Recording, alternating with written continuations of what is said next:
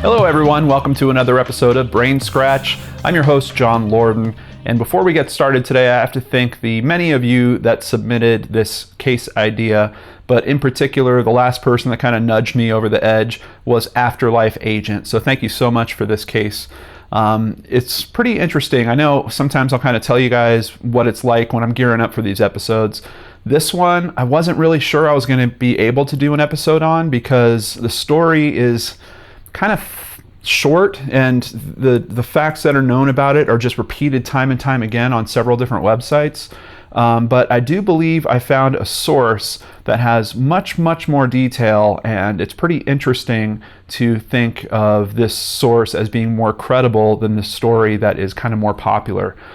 So we're going to go into the popular story just so we get a clear understanding of that, and then we'll move on from there. And I'll kind of note the discrepancies that I've heard as we go, because even the popular story has a few different flavors and variations that sometimes happens with cases this old. This is a case from over 50 years ago in 1966. This is the lead masks case. And starting here with this picture of these two gentlemen, this is Miguel Jose Viana and Manuel Pereira da Cruz. And I know, particularly in this photo up here, they almost look like two men in black. Very interesting case here that has to do with the two of these guys and these very interesting, I know they look like sunglasses, but they're not. Let's find out more about this. Heading over to Wikipedia, starting with what I consider the most popular version of the case. On the afternoon of August 20th, 1966, a young man was flying a kite in the Morro do Vintém Hill in Niteroi, Rio de Janeiro, Brazil. I know I'm probably killing a bunch of those words in terms of pronunciation. Let me just start off with some discrepancies right off the bat. Depending on where you read about this case, you're going to hear that it's a little boy flying a kite that just came across these bodies. You're going to hear that no, this was actually an 18-year-old that came across these bodies, which maybe that's a little debatable if that's a little boy or not. You're going to hear a different version where no, he didn't just come across the bodies. He had been out there a few days before, saw the men sitting there, came out a day later and the men were laying there. He thought they were just sleeping. And then a day later he was out and he noticed a horrible smell and he found the men dead. Then there's another different version of the story, just with one minor change, which is that little boy wasn't actually flying a kite, but he was hunting birds. Either way, he eventually came upon the bodies of two deceased males and reported them to the authorities. The Morro do Vintém had difficult terrain and the police were unable to reach the bodies until the next day. When a small team of police and firefighters arrived on scene, they noticed oddities. The bodies rested next to each other, partly covered by grass. Each one wore a formal suit, a lead eye mask, and a waterproof coat. So those masks that you were seeing in the picture before, someone had taken, there was actually police photos of those lead masks. Someone has taken those photos and superimposed them over the faces of the gentlemen, and that's why we have that composite picture. Big discrepancy here, depending on where you read about it, although in most current versions of this story, it's said that they're found with these masks on their face. The masks, even though they're made to look like sunglasses, they didn't have any arms to them. So for them to be sitting on the face of these dead men while they're laying down, once we get a little bit more into the story, doesn't seem to make a lot of sense. And the source that I consider to be a very strong source in terms of retelling this story has a bit of a different version, but we'll get to that later. There were no signs of trauma or any evidence of a struggle. Next to the corpses, police found an empty water bottle and a packet containing 2 wet towels. Now, I'm a little unsure about this packet. I've seen it referred to a few times, but no one really goes into an explanation of what this packet is that has these wet towels. In some versions of this story, you only hear that they had 2 wet towels next to them. It does seem like it was raining during this time. That's part of the reason why they stopped to get these raincoats. So the towels being wet, I don't think is necessarily odd in itself, but why are they carrying around towels? Was it just to try to dry themselves off? I don't know how that would work unless they kept them dry under their raincoats. I don't know. There's just something about these towels that tickles in the back of my brain. A small notebook was also identified on which were written the cryptic instructions. And I'm not going to try to read this Portuguese, but I did take it literally word for word here and pasted it into Google Translate. So it translates into 1630. I'm assuming that that means 4:30 p.m. to be in the given place. 1830, 6:30 in the evening, ingest capsules. After effect, protect metal, wait for, it says sign mascara, but I believe it's trying to say wait for the sign for the mask or wait for mask sign. If we go back to Wikipedia, they also have a translation that says pretty much the same thing. 1630, be at the specified location. 1830, ingest capsules. After the effect, protect metals, await signal mask. Very interesting set of instructions. There was actually more that was written in this notebook. There were a series of what seems like codes and numbers.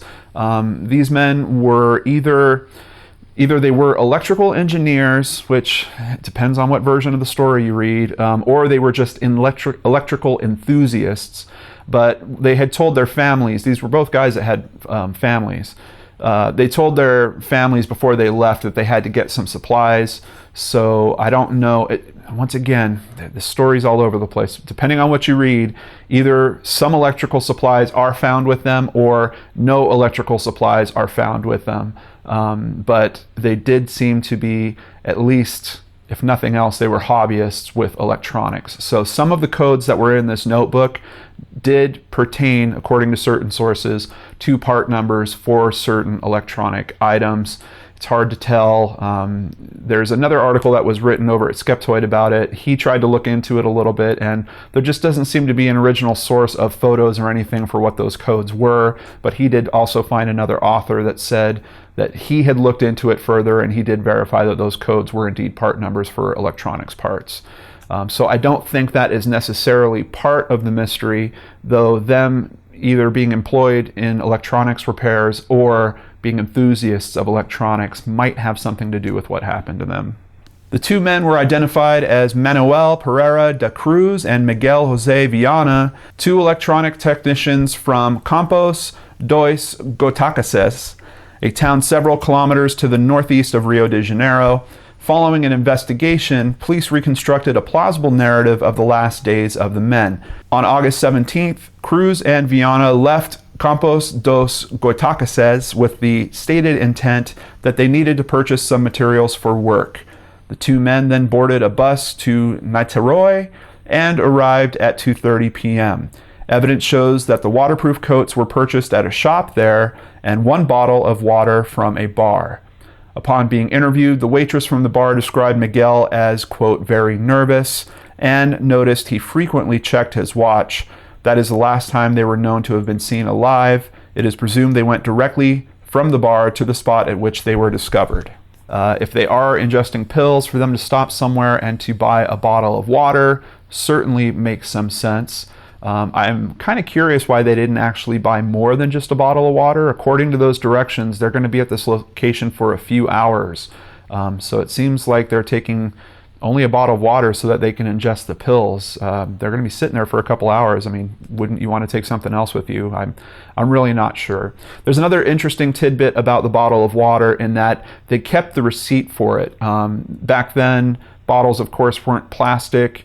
You could take them back to the location if you had the receipt, and you would get some money back for returning the bottle. Some people seem to think that that means that their intent was certainly not to die that day, that they were intending on coming back at some point. No obvious injuries were discovered at the scene, nor later at the autopsy. A search for toxic substances did not occur. The coroner's office was very busy at the time, and when the autopsy was finally conducted, the internal organs of the two victims were too badly decomposed for reliable testing.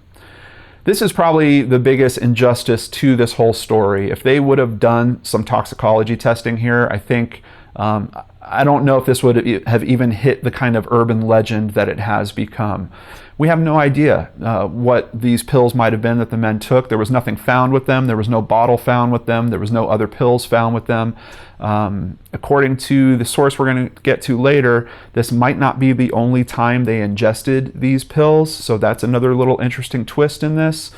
Just a little background on the area that they were in. I know I'm butchering this name. Niteroi, or Niteroi, is a municipality of the state of Rio de Janeiro in the southeast region of Brazil. Has an estimated population as of 2010 of almost 500,000 people. What I do find kind of interesting about it is this building in this picture here. Obviously, I'm almost certain it wasn't around back then, but does that kind of look like a UFO to you guys, or is it just me?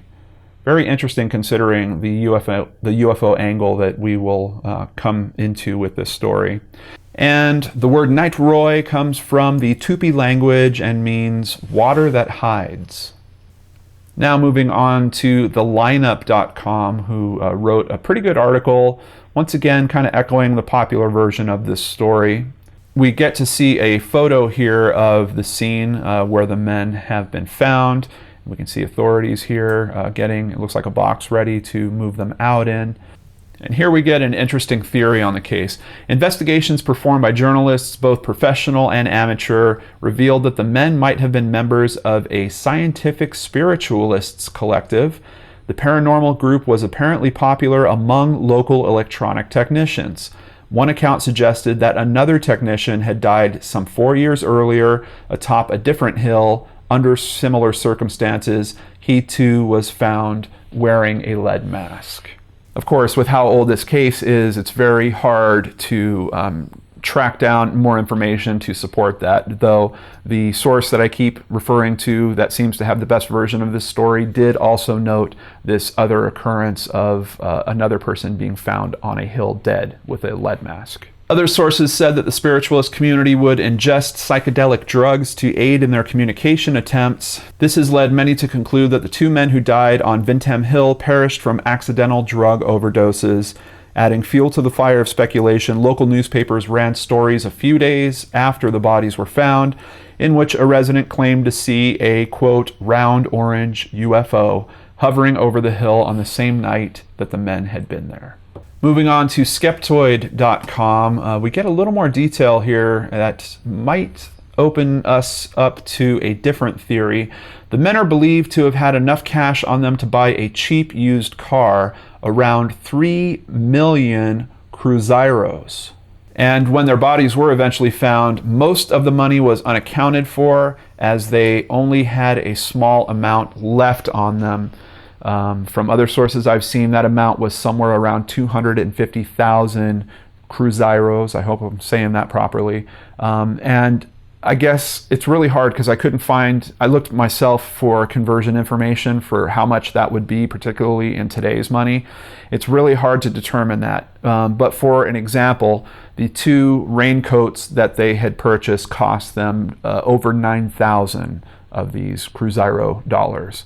Right after this, in 1967, they made a new version of that dollar, which had approximately 1,000 of this version of that dollar would equal one version of the new dollar. So that tells you that it was probably a relatively weak currency for the time period. So you see the number 3 million and you're like, oh, well, maybe this is potentially them being robbed. Maybe someone led them to do this to themselves in an effort to rob them. It's still possible. I mean, just because it's not $3 million as we would see it, maybe it's something closer to $3,000 in terms of American money. Some people might do some bad things to other people for that small of an amount of money. And that amount might coincide with the story that they had told their families. Not only were they going to buy parts for their business, if that was electronics or not, they had also mentioned that they were going to purchase a used car. So just to kind of put it in perspective. Now, as for those masks, in many popular versions of the story, people seem to assume that they were radiation masks meant to protect these men's eyes from radiation. Here at Skeptoid, they make a very good point. Masks for working in high radiation environments cover your whole head or face and incorporate goggles so you can see what you're doing. These were the opposite, leaving the entire head and face unprotected, but blocking and blinding the eyes. There is no environment in which such shields would be useful. A very common sense thought, and I have to agree. I can't really think of why you would need lead to only protect your eyes if you are facing some type of radioactive environment. Maybe the story that they were being told was that the light would blind them, that it would be so bright whatever they were going to see, that's why they used lead to try to cover their eyes. Remembering that there's no frames on these glasses, I would assume that they made the covers so that they would just be holding them in front of their face, but that's just my personal assumption on it. But clearly not a good method for avoiding any type of serious radiation.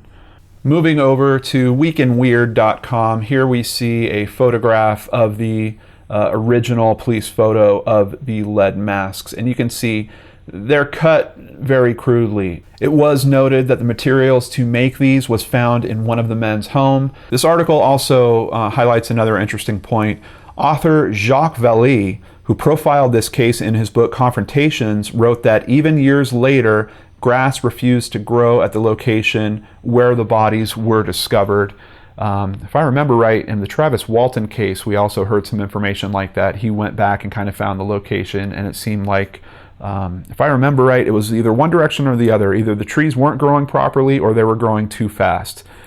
So we've kind of heard variations on this a little bit in previous UFO stories, but it's interesting to me because I don't necessarily know if I feel like this is a true UFO story. You have these sightings of this thing flying through the air around the hill at the time that this supposedly happened to them.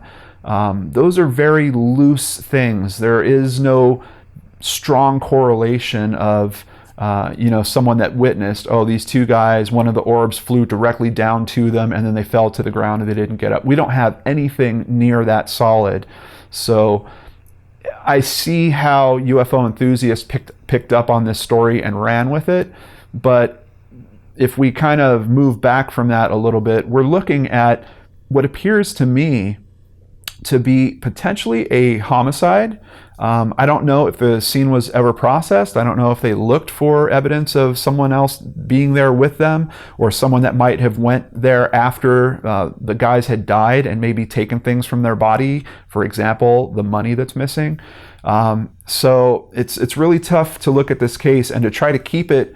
I mean, I want to acknowledge where the story has gone, and UFOs are definitely a part of that story. But if we boil that back, this is still a case of two men that died, and there are some other bit more real-world explanations that we might want to look into and try to rule out before we go for something supernatural or paranormal along those lines. So let's keep rolling on this.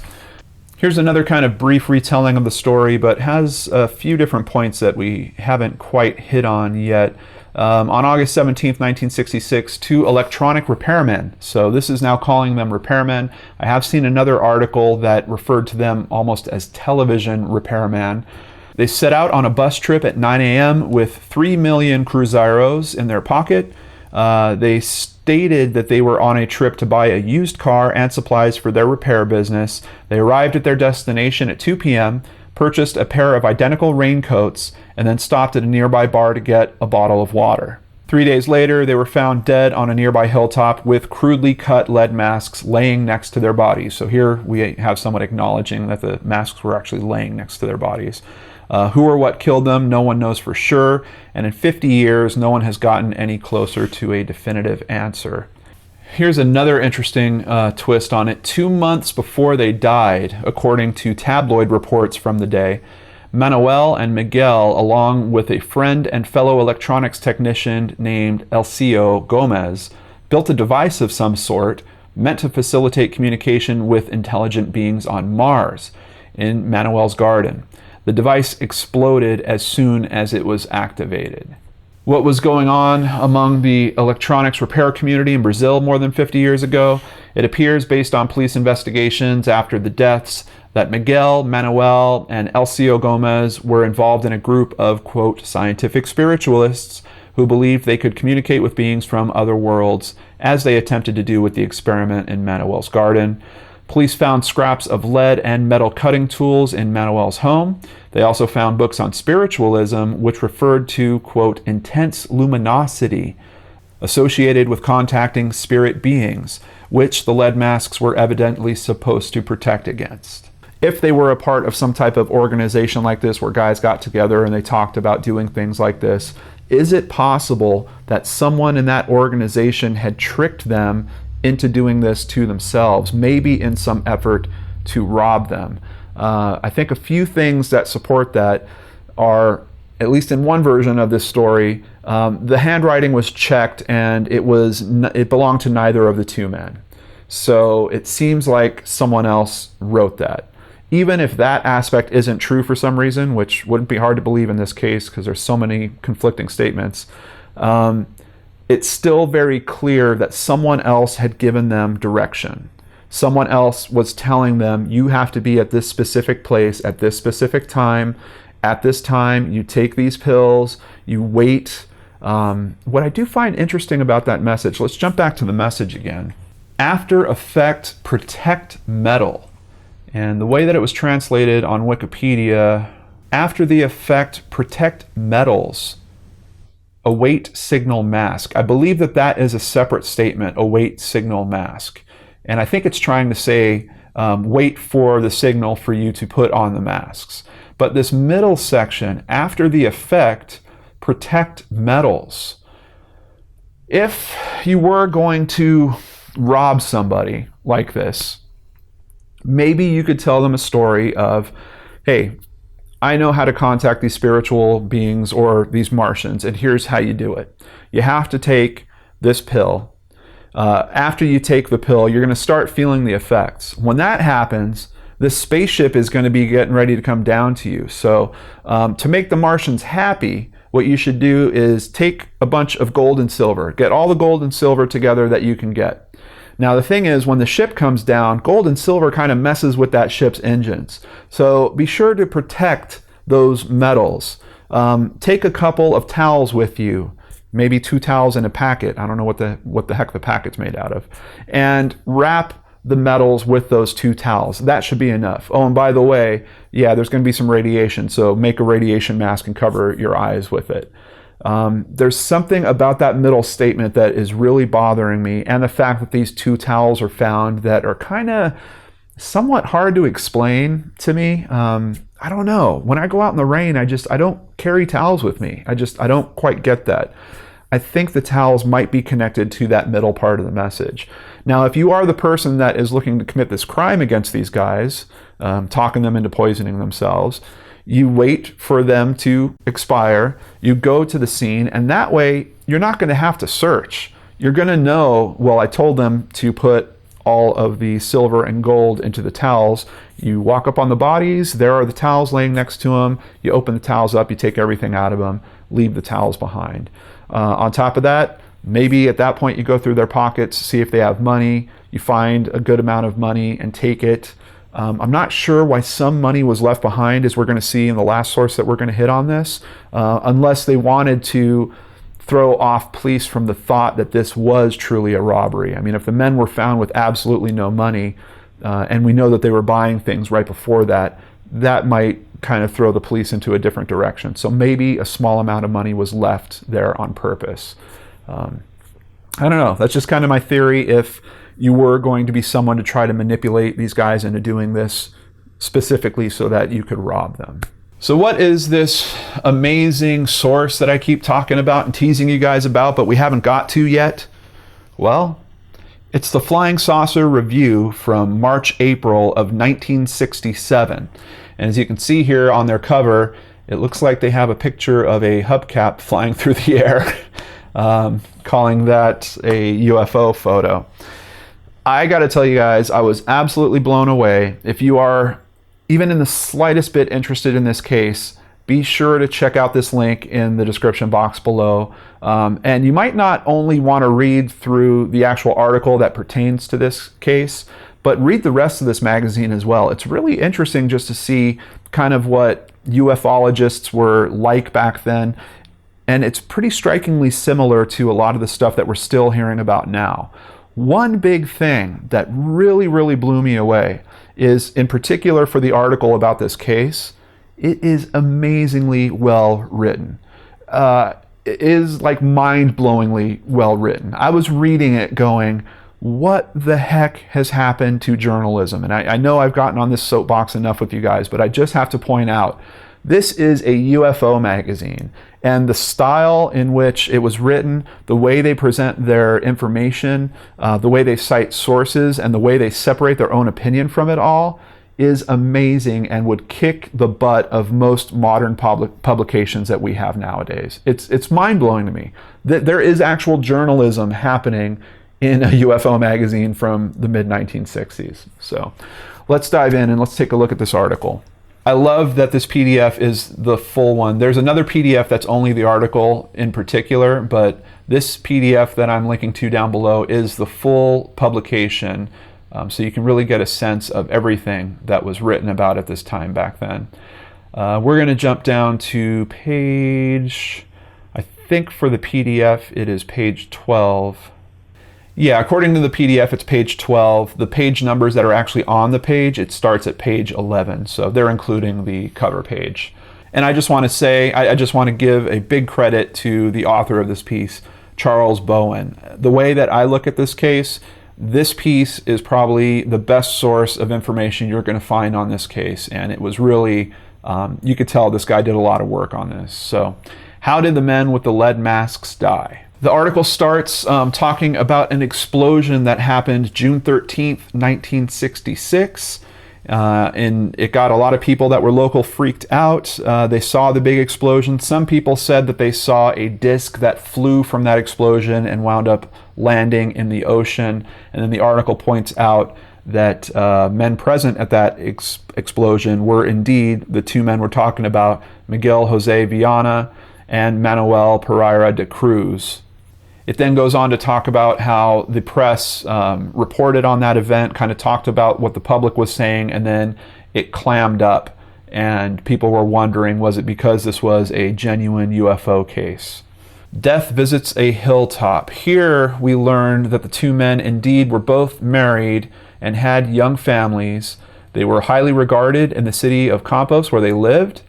And they did indeed set out by bus at 9 a.m. on Wednesday, August 17th, having left word that they were off to Sao Paulo to buy a car and electronic equipment. They took with them a sum of money estimated at around 3 million cruzeiros. It also confirms they arrive at about 2. It was raining out there, so once again, no big surprise that the towels that were found would be wet. They purchased identical raincoats for 9,400 cruzeiros, and at about 3:15 they set off on foot up the Morro do Vintém, or Vintém Hill. At about 5, a boy saw them sitting at a point high up on the hill, and puzzled by what he had seen, he returned to the spot the next day. He saw the men lying on the ground, and thinking they were asleep, he left the place. That was on the Thursday. On Saturday, August 20th, the same boy was out hunting birds on the hill. When he was nauseated by a strong odor, he ran and told friends, who in turn told the police, and the bodies of Miguel and Manuel were discovered, each neatly dressed in suits and new raincoats, and each with a strange leaden mask on the ground beside them. Also discovered were notes with simple electrical formulae and other information as follows. Now here we're going to get a little bit more information than the popular story has about what was written on that note. Sunday, 1 capsule after lunch. Wednesday, 1 capsule at bedtime. And be at the place arranged at 16:30. Take capsules at 18:30. After feeling the effects, protect half the face with lead masks. Await the agreed signal. Some days later, it was discovered that the handwriting of the note was not that of either of the dead men.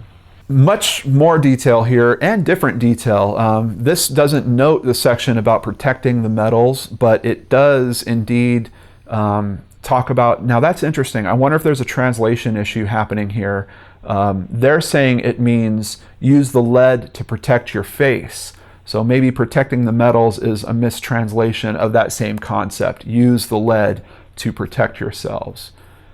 According to the Sao Paulo newspaper Ultima Hora of August 24th, Miguel was found to have 157,000 cruzeros in a plastic bag in his clothing, while Manuel had only 4,000 in his pockets. It then goes into the first theory about them potentially being attacked and robbed, which is actually even a little different than the theory I was kicking around. They're talking about the large number of cruzeros that had disappeared and that there was no sign of any electrical equipment that they might have purchased. But then it notes that reconstruction of their movements indicated that they could not have made any such purchase. Basically, there wasn't enough time in this time frame of what they were doing for them to have stopped and purchased these electronics. So it's interesting. I'm almost wondering if they did think that they were going to go talk to Martians at this location or something, were they potentially lying to their loved ones about what they were going to go and do? As a matter of fact, maybe they were taking this big lump of cash to the Martians for some reason, maybe to help entice them to do something for them, or who knows. Now, what's interesting about this coverage is it says specifically that no poisons were discovered in the internal organs. And it is stated that there was no known cause for the cardiac failures. So I don't know if that part about, the autopsy not happening fast enough because the coroner was too busy, did that get added along as part of an urban legend? I'm not sure, but just keep in mind, this article is written directly from news sources that were coming from Brazil, and this is within a year of this actually occurring. So I'm really leaning towards this being a stronger example of the evidence and information that was actually kicking around back then. There was also a suggestion that possibly they had been engaged in a smuggling operation or even espionage, but it seems that with the lack of any physical violence to their bodies, that those theories weren't supported very well. The authorities and the newspapers played up the hypothesis that the victims had been killed while conducting, with no great skill, an unusual electronic experiment. Another commentator suggested, a little sinisterly, that they had died at the time of the expected signal. It then notes a story that came out a few days later about someone that is basically a high society lady that did indeed say that she saw a UFO that was flying over the area when this happened to them. It really suggests that she isn't the type of person to necessarily need or seek attention like this. The news that someone so prominent as Senhora da Sousa had, quote, taken the plunge prompted several other people to telephone the police with confirmation of her sighting. Their reason for not coming forward earlier, it was stated, was that they thought the object was a flying saucer and they preferred to keep quiet about that. The article then confirms that this is not the first time we've seen a lead mask death in the area. The mystery was heightened by the revelation that in 1962, another man who was a TV technician named Hermes had been found dead on the top of Morro de Cruzeiro near Neves. His corpse also had a lead mask lying beside it. It makes you wonder if this is a scam that someone had pulled off multiple times. It also makes me wonder, is it really that similar of a lead mask? That's why I would have liked to have found more information about that particular case, but unfortunately it doesn't seem to exist. If they had a picture of that mask and it was the same kind of sunglasses, only shielding the eyes thing, that would lead me to believe very strongly that you have someone manipulating these people, probably in an effort to rob them. But interesting that there is another case that is even close to this one. Then the article goes into what it calls the third man. Elcio Gomez, a friend of Miguel Viana and Manuel da Cruz, was arrested for making contradictory statements.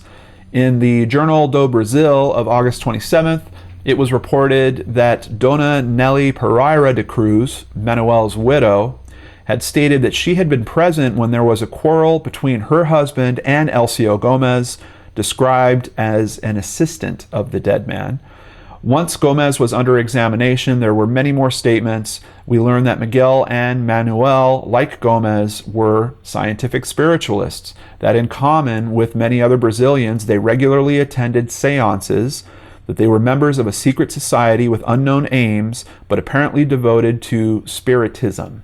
Another revelation is that almost all electronic specialists and enthusiasts in the district are spiritualists as well. Furthermore, it was told how Miguel and Manuel were hopeful of entering into communication with beings on Mars, that they collaborated in many strange electronic experiments, that they and Gomez had engaged in an experiment in Manuel's garden. This was confirmed by Manuel's father when a device they had built had exploded violently. Above all, Gomez's story of the happenings on June 13, 1966 was made public. So the article sort of finishes where it started, talking about the initial explosion from the top and the fact that that explosion was actually created by these two guys as they were trying to create some device to speak to aliens or spirits, something along those lines. I'll leave the rest of the article for you guys to check out. Like I said, if you're interested in this case at all, this is the article to read. Quite honestly, if you don't read anything else, this is probably the best source that I've been able to find on this for sure.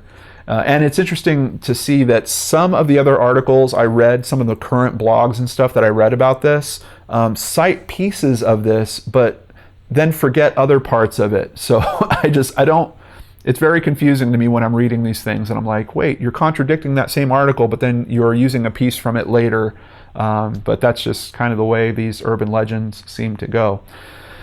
Very strange. But what about theories on this case? Let's jump over to a blog, not a very big blog, but Andrew Owen has spent some time thinking about this and put together some possible theories. The first one is murder. The main clue was the missing money, stolen from the men after unwittingly ingesting poison pills. I think I've kind of gone over that with you guys enough. Someone that knows that they're of this mind where they think that they can contact aliens. Maybe they were duped. Maybe they were told, get all the gold and silver together that you can, get all the money together that you can, meet me at this location, take these 2 pills, I'll show up with the aliens. Who knows? But certainly it's a possibility. Gay suicide pact. Another popular theory is that they were homosexuals who had made a suicide pact and wanted to go out with a misleading story. I don't know. I mean, if you're considering that they were homosexuals in Brazil in the 1960s, I'm really unfamiliar with what that culture would have been like at that time. Certainly in the mid-60s, I think things would have been tough if you were homosexual in most parts of the world. But a suicide pact, I don't know. I don't know why they would go to this elaborate ruse of, taking all this money and having this weird note that's found and all that kind of stuff. It just seems a little out there. Certainly possible, but I'm not sure there's anything to it. Time travel, another theory that is kicked around, that they were attempting to do a scientific test to do with time travel or wormholes. And kind of connected to that, I think in the same realm of possibility, is a UFO rendezvous. The most persistent theory is that they were attempting to make contact with extraterrestrial visitors. The victims were both said to be very intrigued by the mysteries of flying saucers, researching them extensively. He also touches on some of the same points I did. What are the 2 towels for? And protect the metals may refer to some metals that they were meeting to get rid of. Outside of that being something obvious like gold and silver, I guess it could be that they were possibly, if you go down the theory of them conducting some type of espionage or something, maybe it is a radioactive metal of some kind. Maybe that would explain why they tried to make these glasses or these goggles to protect their eyes. Although if you're going to transport something like that, I think you'd rather create a lead box, but I don't know. That's just my 2 cents on it. Even years later, grass refused to grow at the location where the bodies were discovered, giving rise to many sinister theories. Apparently, the area was checked for radiation, but nothing was found. In the case of decomposing bodies, investigators who work the scene sprinkle formalin around the area to hide the smell, and that is what could have contaminated the soil. So here we get something that might be a reasonable explanation for why the soil isn't growing around there. I actually made notes about the theories as I was bumping into them, reading about this at all kinds of different sites, that they were meeting with aliens, that they were time travelers, either meeting with time travelers or attempting to be time travelers themselves. One article said that they were trying to escape the Matrix. One noted that maybe they were part of a cult and this was a ritual suicide. Of course, there's a theory that they were suicidal lovers. Murderous thieves that had actually gotten them to do this to themselves, possibly that they were smugglers, possibly working in some type of espionage. I think the big key to this whole mystery is really who gave them those directions. Where did those directions come from? That seems to be the big missing piece in all this. Outside of that, what was interesting about the article that we read is that it seems like they might have been poisoning themselves over a period of time. If they were taking pills days before doing this and then taking that final pill. So outside of who wrote the directions, because apparently it wasn't in their handwriting, who gave them the pills and what were those pills are probably the biggest mysteries here. Do I think that we'll ever know the answer to any of that? I sincerely doubt it. Without there being strong toxicology information, there's just nowhere to point around this. And quite honestly, we're over 50 years away from it now. If there was someone responsible for this, if they were in their 40s at that time, they're probably dead by now. If they were a little younger, maybe there's a chance that they're alive. Perhaps we will get a deathbed confession about this case. But outside of that, I think the odds of this thing being truly solved at any point are extremely, extremely thin. Are there any other theories you can think of? Any thoughts on what might have happened to these guys that we didn't discuss in today's episode? Please use the comments below to discuss that. Share the information with the rest of us. Maybe you can find a link to some info that we didn't review here. I will include everything in the description box as usual. Thank you so much for joining me on this episode of BrainScratch. I hope you guys had a great week. I hope you have an even better weekend, and I'll see you back here on Monday on the Lord Narks channel.